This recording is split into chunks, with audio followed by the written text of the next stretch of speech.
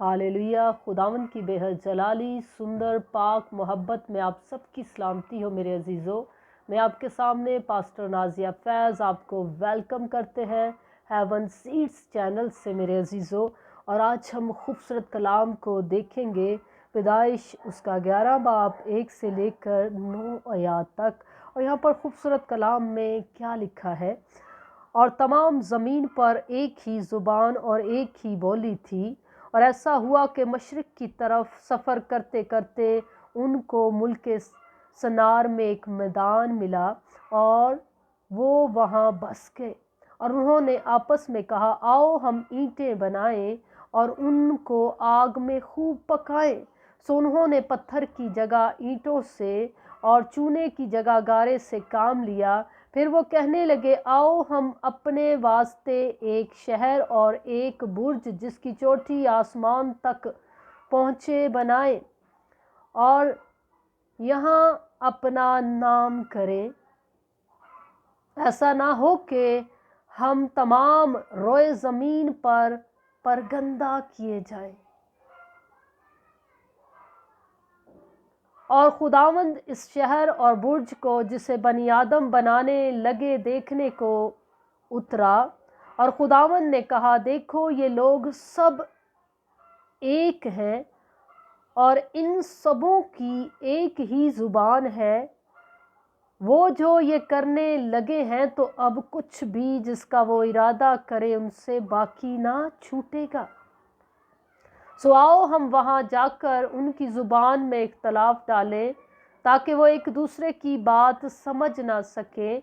बस खुदावन ने उनको वहाँ से तमाम रोए ज़मीन में परागंदा किया। सो वो उस शहर के बनाने से बाज आए। इसलिए उसका नाम बाबल हुआ, क्योंकि खुदावन ने वहाँ सारी ज़मीन की ज़ुबान में इख्तलाफ डाला। और वहाँ से खुदावन ने उनको तमाम रोए ज़मीन पर परागंदा किया। खुदावन के खूबसूरत कलाम पढ़े, सुने जाने और कबूल किए जाने पर खुदावन का शुक्र हो। मेरे अजीज़ों, खुदा का कलाम हमें बताता है कि खुदा किस तरह काम करता है। खुदा को मिलने का क्या तरीका है। ये लोग खुदा के तालिब हैं, ये उसका दीदार करना चाहते हैं, लेकिन ये क्या नज़रिया रखते हैं कि हम वहाँ पर अपना नाम करेंगे, हम दुनियावी कोशिश करेंगे।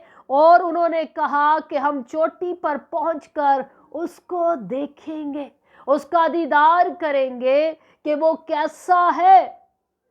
मेरे अजीज़ों, खुदा का कलाम हमें बताता है कि ये वो लोग थे जो उसको देखने की ख्वाहिश रखते थे।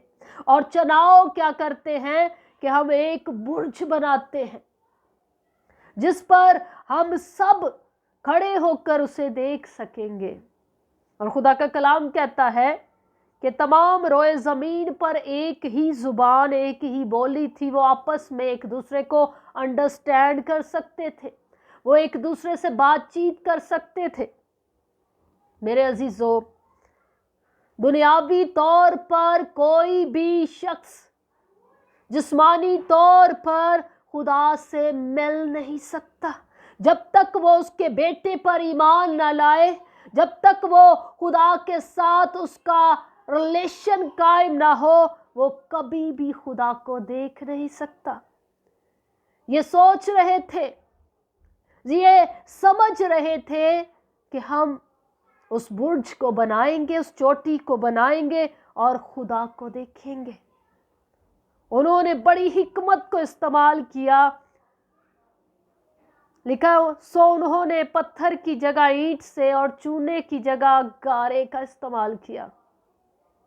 सब कुछ कर लिया, लेकिन कमी क्या है?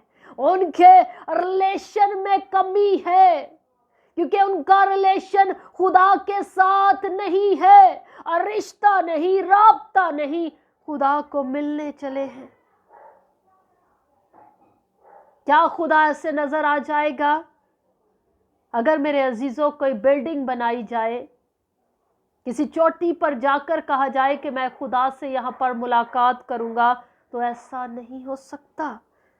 जब तक आप उसके साथ रिलेशन में नहीं हैं और रूह में नहीं हैं, आप उससे कभी भी नहीं मिल सकते। और लिखा है कि खुदा ये सब देखने के लिए कि बनी आदम और खुदावंद इस शहर और बुर्ज को जिसे बनी आदम बनाने लगे देखने को उतरा।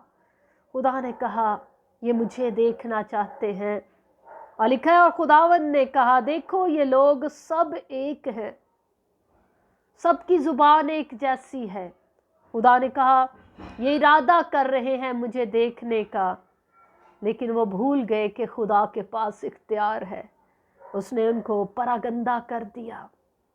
वो अलग हो गए, एक दूसरे से बिखर गए, फैल गए, जुदा हो गए, क्योंकि खुदा की मर्जी उसमें शामिल नहीं थी। मेरे अजीजों, खुदा उसमें मौजूद नहीं था।